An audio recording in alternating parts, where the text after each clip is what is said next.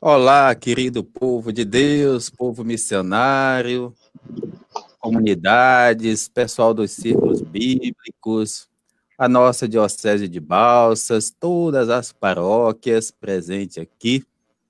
Sejam bem-vindos, sejam bem-vindas. Peçamos a iluminação do Espírito Santo para esse nosso primeiro encontro aqui, dentro dessa estrutura, sobre o livro do Deuteronômio. Em nome do Pai, do Filho e do Espírito Santo. A graça de nosso Senhor Jesus Cristo, o amor do Pai e a comunhão do Espírito Santo estejam convosco.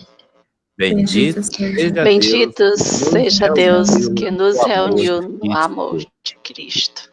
Deus, que pela palavra abençoa e santifica todas as coisas, nós te agradecemos, nós te louvamos pelos homens e mulheres que ao longo da história tiveram zelo, cuidado de guardar esse patrimônio tão importante para a nossa fé, que é a Bíblia Sagrada. Hoje louvamos e agradecemos por São Jerônimo, ele que teve o zelo, o cuidado, recebeu a missão e executou com amor, de traduzir a Bíblia de duas línguas bem difíceis na época. Imagine hoje, do grego, do hebraico para o latim. Então acolhei, Senhor, o esforço de cada um de nós, que somos continuadores de todos aqueles e aquelas que trouxeram a palavra até aqui. Que nós também possamos ser uma contribuição para que essa palavra continue chegando ao coração de todas as pessoas e fazendo aquilo que é importante e necessário, que é trabalhar a nossa conversão. Pedimos por Jesus Cristo, vosso Filho, na unidade do Espírito Santo. Amém. Então, hoje nós estamos aqui, temos duas jovens aqui que vão... Eu sou o padre José Alberto, padre da Diocese de Balsas, trabalho aqui na paróquia São Bento, em Pastos Bons. Olá, meninas, e vocês que estão? Olá, boa noite, povo de Deus. Então, eu sou a Sandra Cruz, aqui da paróquia Santo Antônio de Balsas. É com alegria de nos encontrarmos hoje. Olá, boa noite. É um prazer estar aqui neste desafio de continuarmos a nossa missão virtualmente. Eu me chamo Juliana Alves, sou da paróquia de São Bento, do município de Pastos Bons. Sejam todos bem-vindos e bem-vindas ao nosso encontro. Muito bem, quem acolhe é o coração. Antes de tudo, queremos um pouco situar você que nos acompanha dentro desta proposta. O mês bíblico, ele surgiu ainda mais ou menos em 1971, com uma pequena experiência na Arquidiocese de Belo Horizonte, com algumas paróquias, depois juntou um grupo de 30 dioceses, e depois, 77, 78, ele foi tomando uma proporção nacional. Por que foi colocado o mês de setembro? Foi colocado o mês de setembro porque nesse mês, como hoje, um dia sagrado para nós da Bíblia, que cuidamos da Bíblia, que amamos a Bíblia, é dia de São Jerônimo, ele que viveu no 4º século ainda. É de uma família rica até, seus pais vieram a morrer, e ele, com os bens que herdou, foi cuidar da sua formação, investiu na sua formação para que ele pudesse servir a outros irmãos e irmãs. E assim foi ordenado presbítero, batizado com 25 anos e logo em pouco tempo foi ordenado presbítero. pela sua capacidade extraordinária de compreender a palavra e do acesso que ele tinha aos estudos, terminou sendo secretário do Papa Damaso. E esse Papa disse: olha, Jerônimo, quero que você traduza a Bíblia do hebraico e do grego para o latim. Imagine, né, ficou chamada como Vulgata essa tradução, significa uma Bíblia popular, porque o latim foi a língua oficial, e é ainda a língua oficial do Vaticano, sobretudo da Igreja. Por isso, dia 30 de setembro é o dia de São Jerônimo, que a gente pede a sua intercessão hoje por cada um de nós, pelos círculos bíblicos, todas as pessoas que têm iniciativa de formação bíblica aí em nossas comunidades. Dentro da nossa diocese, a gente sempre, ao longo da história, sempre teve um zelo com a formação bíblica. Mais de 50 anos que a gente pôde estudar a Bíblia, porque antes do Concílio Vaticano II não era permitido, e a nossa diocese sempre teve esse zelo, esse cuidado. Sendo assim, por mais de 20 anos, por exemplo, depois de várias experiências com o CEBI, que com certeza enriqueceu e continua enriquecendo, a nossa diocese tem um compromisso com o Centro Bíblico Verbo, e o Centro Bíblico Verbo conosco, de dar todos os meses a formação referente ao mês bíblico, principalmente ao livro que a CNBB escolhe para a gente ler, estudar e trabalhar nas comunidades. É assim que a gente é muito grato ao Centro Bíblico, ao Padre Estiga, a Maria Antônia, ao Padre Rai, Maristela, e várias pessoas boas que, Gisele agora também, que sempre colaborou conosco, a Ademar, né, que faz pesquisa arqueológica para auxiliar o estudo bíblico. Então, a gente, a partir desse estudo, com 20 anos aqui já na diocese, no mês de julho, pensamos, é necessário que nós comecemos a organizar uma espécie de pastoral bíblica, uma equipe que pense, que planeje e que proponha o estudo bíblico na nossa diocese. Sabemos que que existem várias iniciativas por aí. Várias paróquias têm um estudo bíblico permanente. Isso é muito bom. Outras, mais naqueles tempos que normalmente acontece, às vezes, círculos bíblicos, ou as novenas, como no período do Natal, do Advento, Páscoa, Quaresma, e o mês de outubro, várias etapas, mas nem todas têm aquele estudo regular semanalmente. Mas seja uma iniciativa, seja outra, o que a gente pretende é reunir essas iniciativas, construir partilhas, socializar o material para que a nossa diocese e o nosso povo possa ter em mãos não só a Bíblia Sagrada, mas a chave que ajuda a gente a ler a Bíblia. E isso só é possível mediante a formação, onde os cuidadores, que são aqueles líderes, coordenadores de círculo bíblico, têm algum recurso para auxiliar na formação de base. Então, é essa equipe que não está toda configurada, mas temos uma equipe de mais ou menos 12 pessoas, distribuída em toda a nossa diocese, a partir do curso do mês de julho, que está assumindo esse compromisso hoje, de realizar estas 5 lives tendo como temática o livro do Deuteronômio, que é o livro do mês bíblico desse ano. Dito isso, pessoal, sempre tento falar as coisas de maneira resumida, mas não dá. Aqui, pelo nosso canal, pelo meu perfil aqui, todas as quartas-feiras a gente realiza a formação bíblica. Antes não era online, agora também online. A gente tentou fazer 3 encontros de introdução sobre esse livro. Ainda ontem alguém me dizia: padre, é importante fazer um vídeo reduzido, curto, que coloque o que é mesmo o Deuteronômio, o que é mesmo esse livro, porque a gente leu todinho e a gente não entendeu muita coisa não, sabe? Eu acho fantástico essas coisas. Tipo assim, não é que eu tenha a resposta, mas é no sentido de que a Bíblia é pauta. A pergunta é sobre a palavra de Deus, é sobre um livro que eu li e não entendi, uma passagem que me provoca uma pergunta. Como isso é bom? Porque só vai ter dúvida, só vai fazer pergunta quem realmente, de alguma forma, está lendo e tem uma curiosidade bíblica e quer aprender alguma coisa para a sua vida, até mesmo para instruir outras pessoas.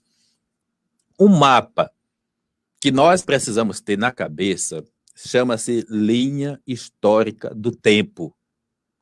Por exemplo, 1850, a gente sempre guarda como data que foi chamada os patriarcas e matriarcas. Uma data muito chave para a compreensão do texto é aquilo que aconteceu antes da monarquia. Por isso precisa entender esse caminho.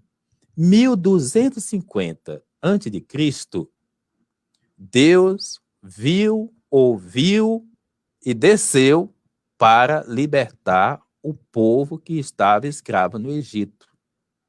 Sob a liderança de Moisés, a organização dos anciãos, e aconteceu ali aquela fuga numa madrugada, onde o povo caminhou por 40 anos, até chegar àquela terra que Deus lhes prometeu, a terra de Canaã.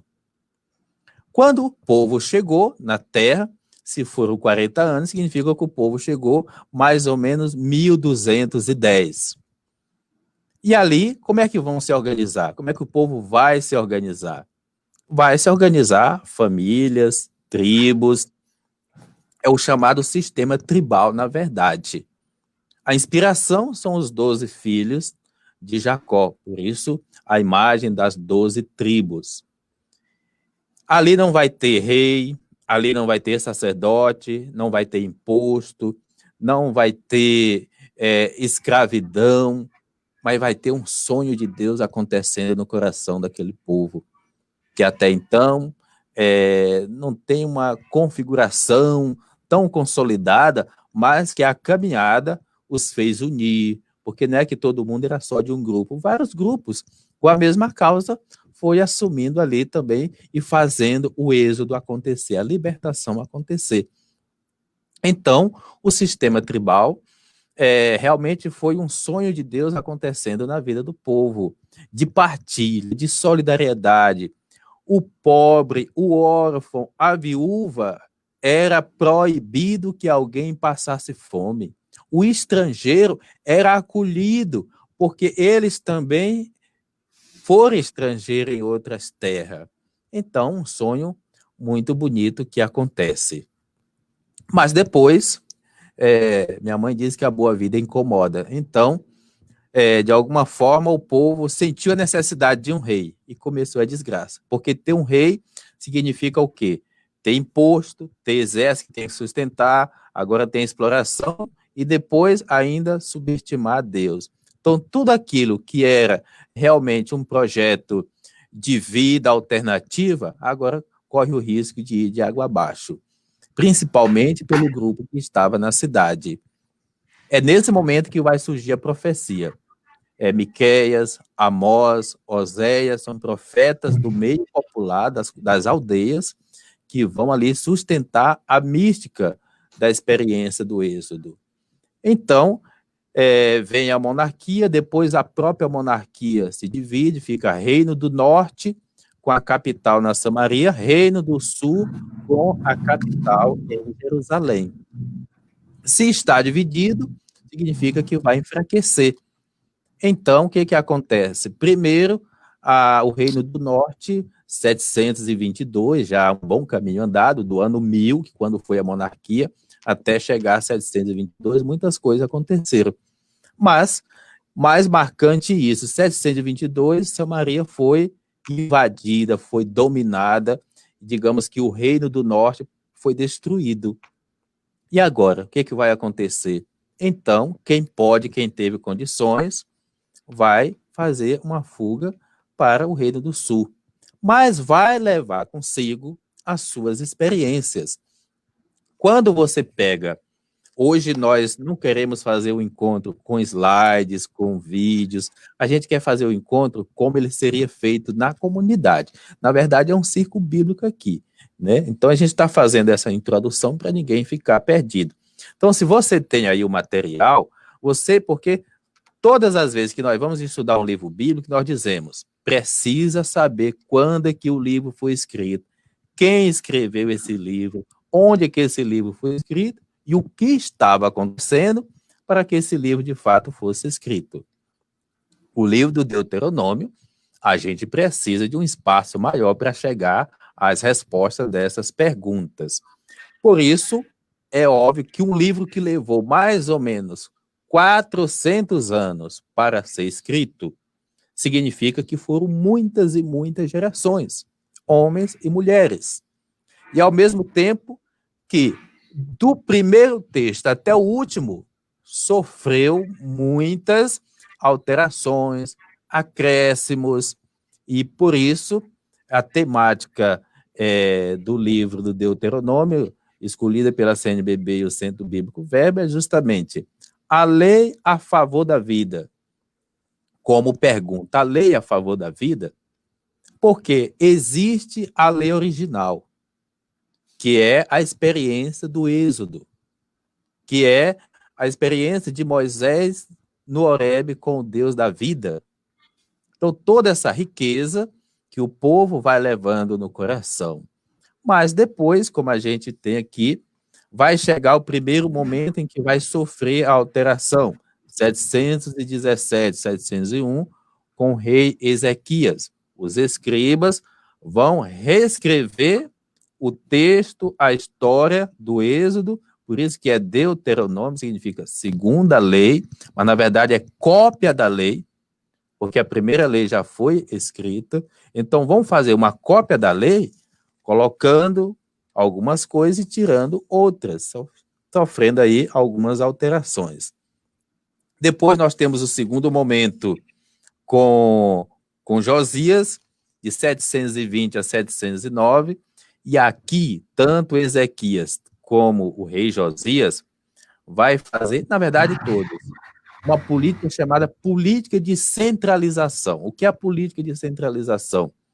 Todas as outras experiências de fé, de religiosidade, por exemplo, as famílias tinham os seus deuses domésticos, as aldeias tinham os seus deuses também. Então, todos esses altares vão ser destruídos para colocar no centro o Deus Javé, que aos poucos vai sendo oficializado. Gente, precisa entender isso. O fato de oficializar Javé como Deus, mas imagina, é o Deus da corte ou é o Deus dos pobres e oprimidos? E nós vamos perceber que essa imagem do Deus da libertação também vai ser usada por quem está na corte. E é aí que vão surgir muitos conflitos e vamos encontrar contradições. Quando você vê no início, logo na introdução, Deuteronômio 10, 18 a 19, tem a lei que protege o órfão, a viúva e o migrante. Já Deuteronômio 2, 33, 34, condena o órfão, a viúva e o estrangeiro. Significa, cada grupo tem o mesmo texto, mas cada grupo vai reescrever o texto de acordo com o seu interesse. Então não dá para dizer tudo hoje, da introdução, e a gente fica por aqui. Eu agora quero acolher com muito carinho a Sandra e a Juliana, que estão aí na nossa Pastoral Bíblica Diocesana, que vão conduzir para nós esse nosso primeiro encontro. Boas-vindas, meninas, agora é com vocês.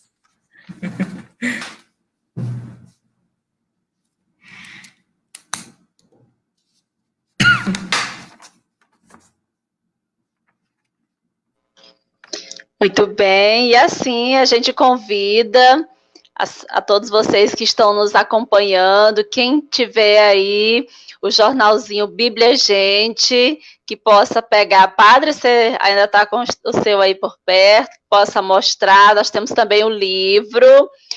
Pegue também a Bíblia, se for possível. Já deixa aberta aí a sua Bíblia, lá em Deuteronômio, capítulo 26. Isso mesmo, Juliana. Esse aí. Então, já deixe aberta a sua Bíblia no capítulo 26, versículo 4 a 11. Se alguém puder digitar aí no chat também, Deuteronômio 26, capítulo 26, versículo de 4 a 11. E assim nós vamos conduzindo a nossa roda de conversa virtual, contando com a participação de todos vocês que nos acompanham. Juliana. Olá.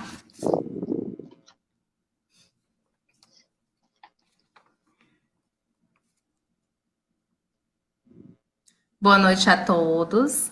Mais uma vez, sejam todos bem-vindos. Espero que estejam nos acompanhando. Sintam-se todos acolhidos e abraçados. Para iluminar a nossa reflexão, ouçamos a história de José e Leonice do Ceará. O casal e seus 7 filhos migraram para São Paulo em 1956. No início, foram acolhidos por familiares. Depois, alugaram uma casa com 3 cômodos na Vila das Belezas. E somente 4 meses depois, Francisca, a filha mais velha, conseguiu um emprego no qual trabalhava das 7 às 10 para ajudar a sustentar os pais e os irmãos. Pouco tempo depois, outros familiares vieram do Ceará para São Paulo e foram morar na mesma casa, que chegou a abrigar 30 pessoas. O casal e seus 7 filhos foram acolhendo e partilhando tudo com os parentes, mas cada um, à medida que conseguia sustento, foi arrumando seu próprio canto. A filha mais velha queria ser religiosa, porém, o padre da comunidade disse-lhe que as verdadeiras vocação e missão eram prover o cuidado da família e apoiar as pessoas para terem melhores condições de vida. Até hoje, Francisca, com 81 anos, continua a sua missão de acolher e cuidar da vida. E assim, a Sandra, ela vai dar continuidade, vai fazer a leitura, né, do capítulo proposto, e essa história vai iluminar a nossa reflexão à luz da palavra de Deus. Então, o tema do nosso encontro de hoje é: Deus ouve o clamor do povo oprimido e o liberta. Deus ouve o clamor do povo oprimido e o liberta. Diante desse contexto, dessa história, como a Juliana colocou, que vai iluminar o nosso encontro de hoje, é importante nós ressaltarmos: Deus caminha sempre conosco. Deus está conosco.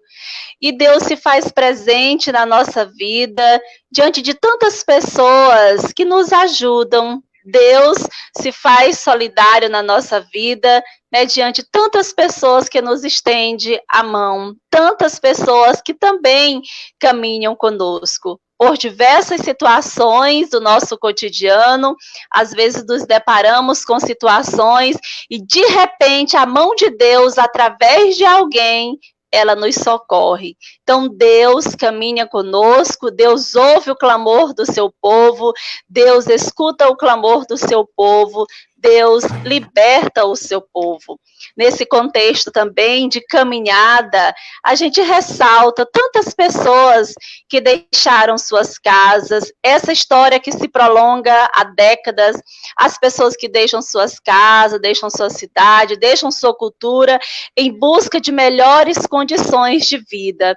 E quantas pessoas são amparadas pela mão solidária do outro, e é Deus que age na vida da gente, na vida de tantas realidades sofridas. Também sou teu povo, Senhor, e estou nessa estrada, cada dia mais perto da terra esperada.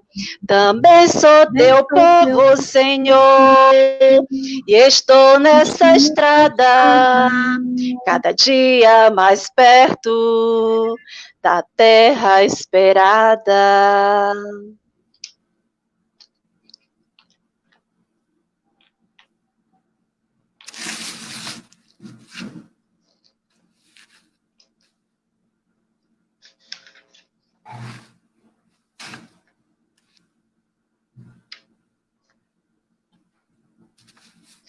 Sandra, você vai continuar?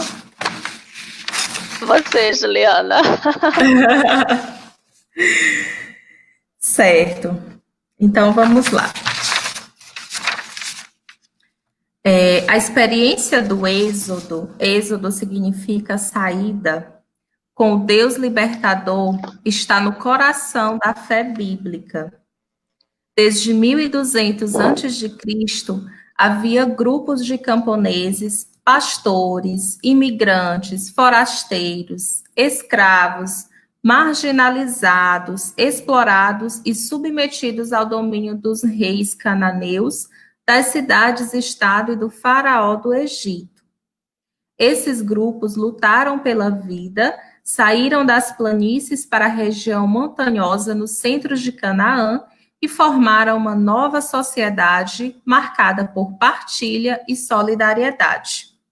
A memória do Êxodo foi contada, recontada e celebrada, sempre evidenciando a atuação do Deus dos pequenos, uma divindade que se fez presença libertadora junto aos oprimidos. O êxodo dos hebreus que fugiram do Egito, o maior de todos os opressores, tornou-se o evento fundamental da fé do povo de Israel e mantém-se vivo até os dias de hoje.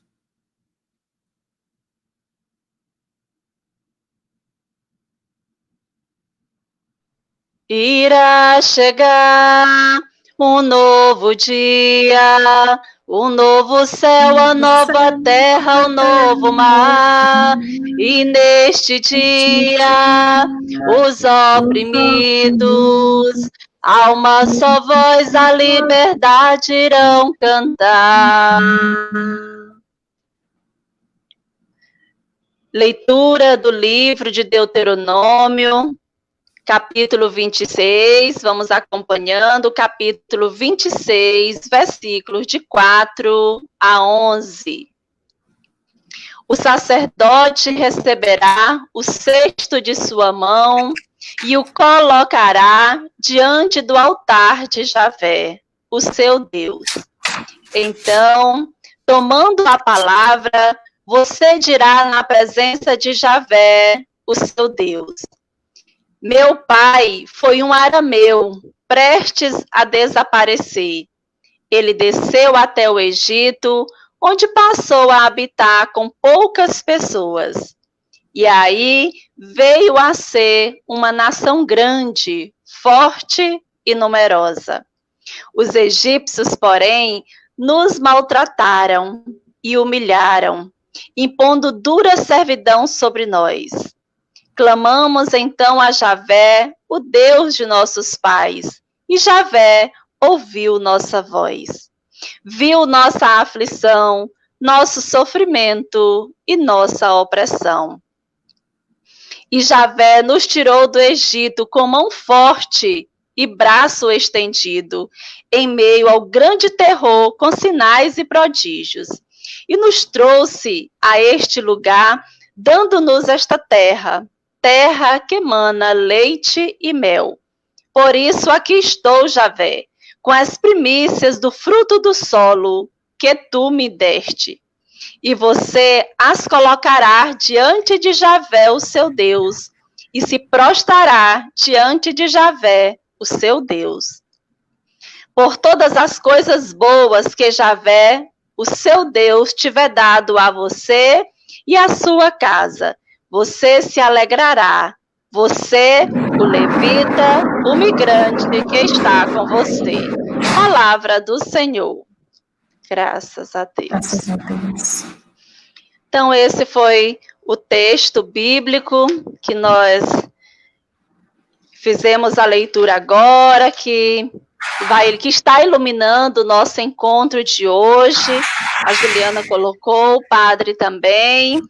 E, diante dessa realidade, desse contexto, tendo como tema do nosso encontro, Deus ouve o clamor do povo oprimido e o liberta, nós faremos uma pequena contextualização, seguindo também o livro, o Bíblia Gente, seguindo essas instruções, nós faremos uma contextualização bíblica desse texto que acabamos de ler. Então, vamos novamente convidar o padre José Alberto, né, Juliana, para socializar conosco. Padre,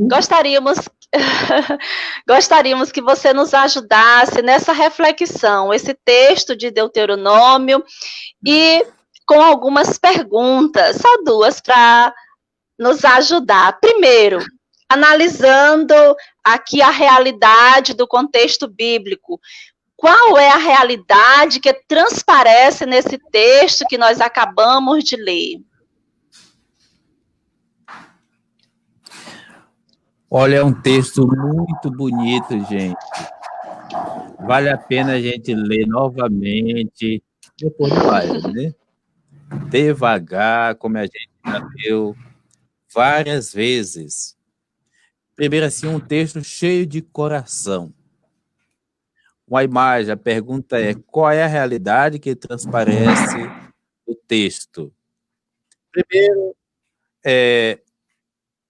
a dimensão da memória é muito importante para o povo judeu. Sempre vão estar fazendo memória da caminhada, principalmente da libertação, do êxodo. Depois, na hora mais difícil, no momento da guerra, no momento da destruição, como está acontecendo no Reino do Norte, onde parte desse texto é escrito, os escribas, junto com o povo, claro que o povo aqui não é todo mundo, mas um grupo de pessoas oprimida, como coloca ali no início, que tem presente essa memória. Então, a realidade é uma realidade mesmo de sofrimento, de dificuldade. E frente a esta realidade, qual é a referência desse povo? O êxodo. Frente a esta realidade, o que eles vão fazer memória? Da caminhada. Por isso, o texto vai colocar muito bem assim. Por exemplo, a oferenda. Quem é que faz oferta? Não é quem se sente obrigado, mas é quem se sente grato. Então, a primeira coisa, um sentimento de gratidão a esse Deus que nunca os abandonou. O sacerdote vai lá do altar fazer as suas oferendas. E quando a gente lê o livro do Gênesis, a gente tem ali as oferendas dos pastores, oferenda dos agricultores. Segunda coisa, vai fazer memória de Abraão, meu pai, que é o pai de todos, desceu do Egito e ali vai colocar mais uma vez a libertação. E ao mesmo tempo, a ação de Deus que defende, a ação de Deus que protege, a ação de Deus que dá de presente a esse povo aquilo que eles pedem diante de um clamor. Sempre a gente estudou Jonas outro dia, me lembra a expressão de Jonas. Eu gritei a Deus e ele me ouviu. Versículo 7. Clamamos então a Javé, o Deus de nossos pais, e Javé ouviu a nossa voz. É difícil quando a gente vai conversar com alguém que a pessoa já vem dizendo que Deus não escuta. Aí fica difícil porque você já está com a amizade arranhada com Deus, né? Porque Deus não é surdo, o problema sempre é na gente. Então, ter essa convicção. Aí vai repetir aquilo que está no capítulo 3 do livro do Êxodo. Ele viu nossa aflição, nosso sofrimento a nossa opressão. Javé nos tirou do Egito. Quer dizer, é uma memória que o povo está fazendo para o povo naquele momento difícil. Realmente, algo fantástico, muito bonito. Tem mais pergunta? Tem mais uma pergunta. Então, padre, diante dessa realidade de opressão, diante dessa realidade de recordação, diante dessa realidade do êxodo, diante dessa realidade de clamor que o povo está passando, qual é a imagem de Deus que aparece nesse texto? Como a gente consegue visualizar a imagem de Deus nessa realidade, no contexto desse texto?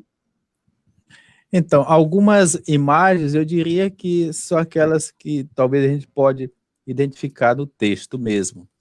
Mas algumas eu diria que é interpretação da gente, daquilo que a gente consegue extrair do texto, daquilo que eu posso dizer, cada um de nós constrói uma imagem de Deus. E essa construção ela é muito importante, porque eu vou agir de acordo com a forma que eu acredito nesse Deus. Então, a primeira imagem, não tem dúvida, é um Deus libertador. Um Deus que não deixa o povo lá na opressão. Um Deus que liberta. Esse Deus libertador lembra 2 livros que a gente estuda na teologia, do Leonardo Boff, do João Sobrinho, do Teólogo da Libertação, cujo o título é Jesus Libertador. Ou seja, aquilo que Jesus é para nós. No Novo Testamento, o povo experimentou com a caminhada, com o êxodo. Uma segunda imagem que a gente vê desse Deus, que é um Deus que cuida, não é um pai desnaturado, como às vezes a gente diz aqui no nosso meio. Não, é um Deus que cuida, é um Deus presente. Terceira característica, um Deus que escuta, mas que bom, que legal, um Deus que escuta, que ouve, sensível à realidade. Deus, um Emanuel, um Deus presente.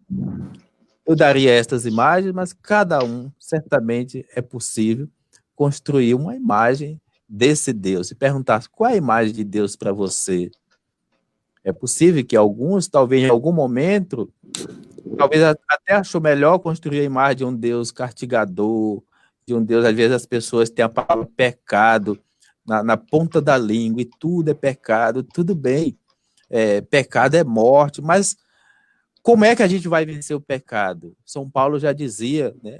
A graça supera o pecado. Então vamos investir na graça, vamos investir na bênção, no amor, nisso aqui que o povo está fazendo. Depois vai ter uma outra leitura contrária a essa daqui. Quando chega no exílio, uma leitura vai ser o quê? Nós viemos parar no exílio porque Deus nos castigou. Olha, e isso tem consequências até hoje. Esse Deus da gratuidade desaparece. Mas não é o mesmo Deus? Como é que esse Deus da gratuidade agora é um Deus juiz, né?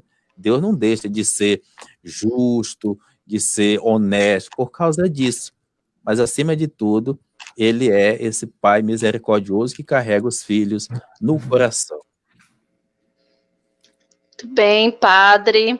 Então, essa leitura tão bonita, tão contextualizada, e você nos ajudou muito bem nessa reflexão e deixa essa mensagem para nós de um Deus que caminha conosco, de um Deus que está sempre ao nosso lado, de um Deus que não nos desampara, de um Deus que ama, de um Deus que cuida, de um Deus que é Pai e que protege os seus filhos amados. Também sou teu povo, Senhor, e estou nessa estrada. Somente a tua graça me basta e mais nada.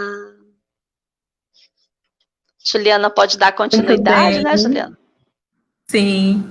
Então, muito bem-vinda essa reflexão, né? De fato, é uma leitura muito bonita e que nós podemos fazer uma analogia com os dias de hoje. Cada um sente Deus presente no íntimo do seu ser, dentro do seu coração, cada um à sua maneira. E nesse sentido, a memória de Deus libertador perpassa a história do povo de Israel e chega até os nossos dias. O sonho de uma terra que emana leite e mel é o sonho de uma vida digna para todas as pessoas. Apesar das dificuldades e escravidões da vida moderna, continuamos experimentando, por meio da solidariedade das pessoas, o rosto de um Deus que continua ouvindo nosso clamor. Então, esse legado de Jesus Cristo, essa memória do povo que sofre, do povo que se libertou, ela prevalece até os dias atuais, com uma nova configuração, uma nova roupagem, mas vivenciamos isso todos os dias. E trazendo todas essas reflexões feitas pela Sandra, pelo Padre José Alberto, eu pergunto, como que a nossa comunidade manifesta solidariedade com as pessoas que sofrem? O pessoal que está nos acompanhando pelo Facebook poderia colocar no chat que a gente compartilha aqui esse ponto de vista de vocês. A pergunta: como a nossa comunidade manifesta solidariedade com as pessoas que sofrem? Como você manifesta essa solidariedade com quem está sofrendo, com quem está passando necessidade, seja ela espiritual, seja ela física?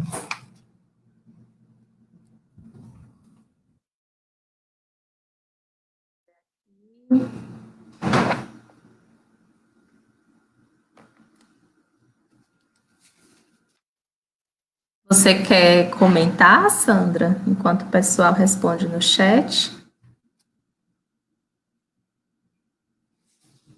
Tem alguém aqui que respondeu.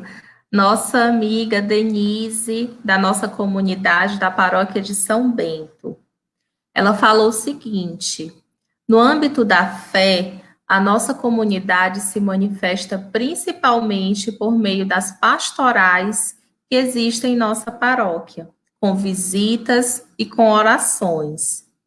Mas nossa comunidade também pode agir a longo prazo, ou seja, na luta contra as causas estruturais da pobreza, da desigualdade, enfim, dos direitos sociais em geral. Então, muito bem, Denise, obrigada pela sua participação. E é bastante interessante ela relatar o trabalho social prestado pela Igreja Católica por meio das pastorais. Nós temos diversas pastorais, né? A Denise, ela faz parte de algumas. Nós temos a pastoral da criança, a pastoral da pessoa idosa. Esses encontros de formação são dados por meio da pastoral bíblica.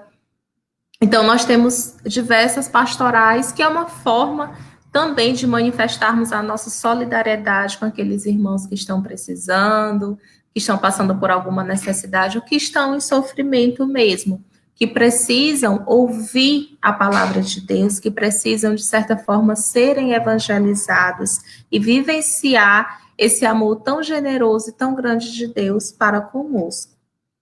Tem mais alguém? Tem muita gente aqui, pessoal, dizendo que está se sentindo feliz por participar, agradecendo a oportunidade, dando graças e louvores ao Altíssimo. Então, é isso, gente. Obrigada a todos, a Rosa Maria, a Sônia, Socorro Cucino, Amadeu Cerqueira, Rita. Então, tem muita gente nos acompanhando. E você que está aí, se quiser comentar pelo chat, como que nossa comunidade manifesta solidariedade com as pessoas que sofrem. E aí fica o exemplo que a Denise deixou das nossas pastorais, do trabalho social que é ofertado, principalmente para aquelas pessoas em situação de vulnerabilidade, né, que é um leque muito amplo de oferta mesmo nesse sentido. Então é isso. Sandra? Muito bem, Juliana, bonita reflexão, como também a participação das pessoas que nos acompanham. Como é bom a gente se encontrar assim com o coração e através das redes sociais, né, para a gente refletir a palavra de Deus, unir os nossos corações, os nossos sentimentos em torno do livro santo. Então, nesse momento, diante de todas essas reflexões que foram feitas, que foram debatidas, que foram lidas, refletidas, façamos assim as nossas preces, lembrando sempre do nosso tema. Qual é o nosso tema? Deus ouve o clamor do povo oprimido e o liberta. Deus ouve o clamor do povo oprimido e o liberta. Nesse momento das nossas preces, nós convidamos as pessoas também que estão aí nos acompanhando para fazerem também as suas preces e nós vamos rezar juntos. Então, cada um que está aí acompanhando pode também colocar o seu sentimento em forma de prece a partir dessa reflexão que foi feita. Então, nós vamos rezar nesta noite, nesse nosso encontro, por todas as pessoas que perderam suas terras, suas casas, as pessoas que saíram do seu lar em busca de melhores condições de vida. Quando você perde o lar, quando você perde a sua casa, ou quando você se vê na necessidade de sair em busca de melhores condições de vida, é uma nova vida que se dá. Então, rezemos por todas essas pessoas que dia a dia lutam em busca de melhores condições de vida. Rezemos ao Senhor. Senhor, escutai a nossa prece. E assim também o Padre, a Juliana, também poderão fazer as suas preces. Rezemos também por todos aqueles estudantes que saem de casa em busca de um curso superior. Eu já tive essa experiência, não é fácil ficar longe da família, e nós saímos também com esse objetivo de buscar um futuro melhor, né? Então, rezemos a Deus para que todas essas pessoas consigam alcançar seus objetivos, consigam alcançar essa graça, sob a proteção divina. Nós te pedimos, Senhor. Senhor, escutai a nossa prece. Hoje, dia de São Jerônimo, como o que ele fez aí nos primeiros séculos, olha aí, quase 2000 anos, está aí dando os frutos. Assim são nossas pequenas iniciativas, em cada comunidade, no grupo, o círculo bíblico que você realiza, aquela leitura que você faz, às vezes sem entender nadinha, ótimo, né? Quanto mais a gente vai lendo, alguma coisa vai ficando em nós. Então a minha prece é por todas as pessoas que se desafiam, principalmente abre o seu coração para fazer a Bíblia chegar na mente e no coração do nosso povo. Como conversão, também, mas como conhecimento mesmo. Saber o que tem aqui, quantos livros, qualquer informação que a gente tenha sobre qualquer que seja dos 73 livros que tem aqui, a gente já não será mais o mesmo. Então, para que a gente não desista, mas some constantemente na formação, no estudo bíblico, rezemos ao Senhor. Senhor, escutai a nossa prece. Rezemos também por todos os doentes do corpo, mas também os doentes da mente.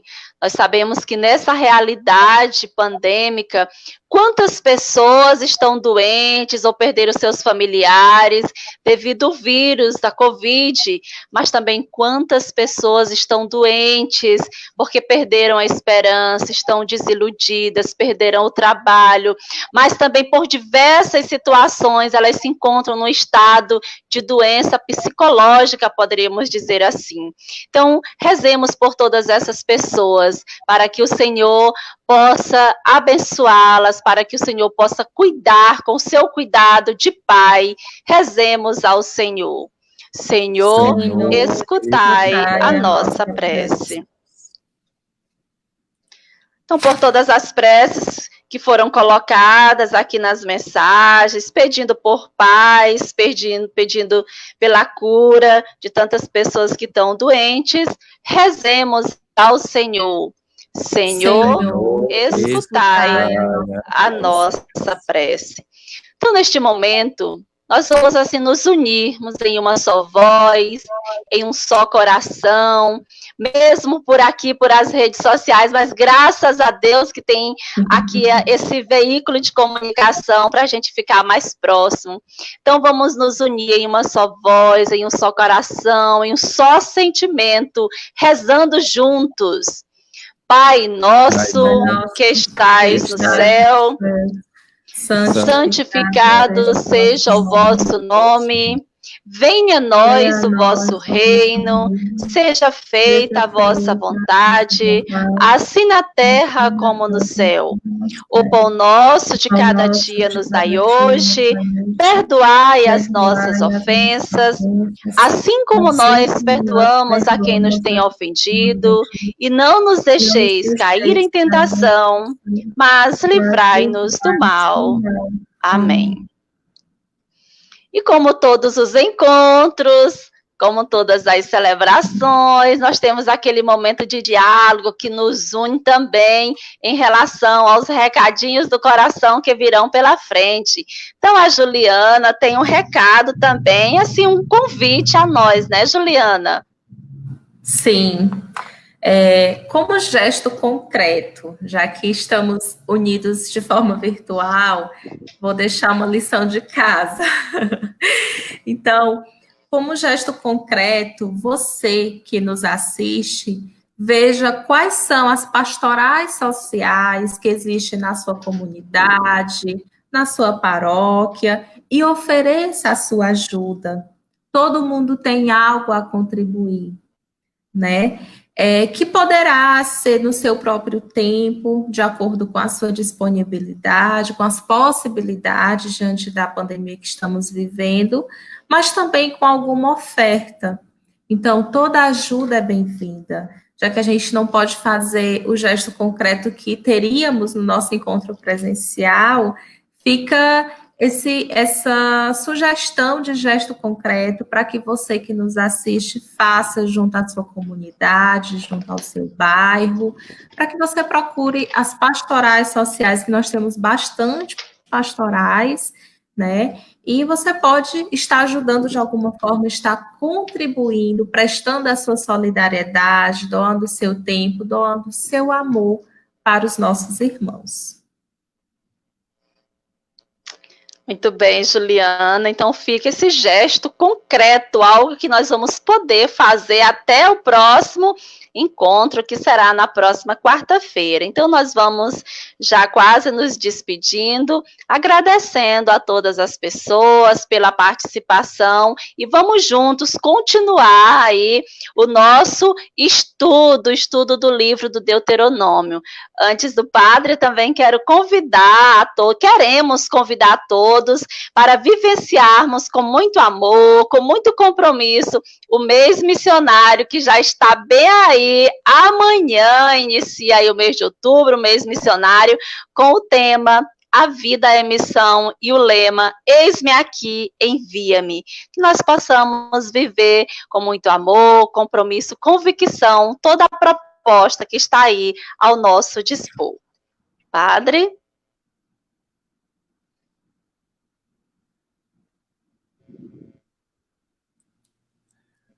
Muito bem, parabenizar vocês aí, biblistas, né? Que bom que estamos se multiplicando. A gente sempre tem na mente os mestres, né? Como o professor Chig e outro pessoal aí que sempre nos ajuda. Então, parabéns a você pela tranquilidade, a familiaridade aí com a palavra, com esse jeito todo missionário. Não foi bom, minha gente? Diga assim, foi. Graças a Deus. Foi ótimo. Uma respostinha ensaiada. E a gente pede compreensão, gente, porque, particularmente, é a primeira vez que eu estou comandando essa plataforma. Então, chegou aqui algumas reclamações que não estavam conseguindo compartilhar. Aí só depois eu fui verificar que no meu perfil estava só para amigos. Então, quem não estava no meu perfil não compartilhou. Aí, mas já mudamos aí e a gente vai acertando aos poucos, tá bom? Então, é bom estarmos aqui, mas vamos continuar a vida. O propósito era da gente fazer 50 minutos, estamos com 54 minutos. Então, parabéns à equipe até pelo tempo. Olha, e na próxima quarta vem pipoca aí de equipe, viu? Fique na expectativa que vem a equipe pipoco aí, viu? Não vou dizer para vocês ficarem aí quem será. Da nossa diocese toda, viu? Eu vou estar aqui. Mas 2 ou 3 pessoas vão estar aqui, que já teve gente, olha, ensaiando, aí já há tempo. Então vamos lá. A Bíblia esquenta o coração fraterno, isso que é bom. Então Deus nos abençoe com a força da sua graça, em nome do Pai, do Filho e do Espírito Santo. Amém. Amém. Boa noite, Também... bom descanso. Também sou teu povo, Senhor, e estou nessa estrada. Somente a tua graça me basta e mais nada. Também sou teu povo, Senhor, e estou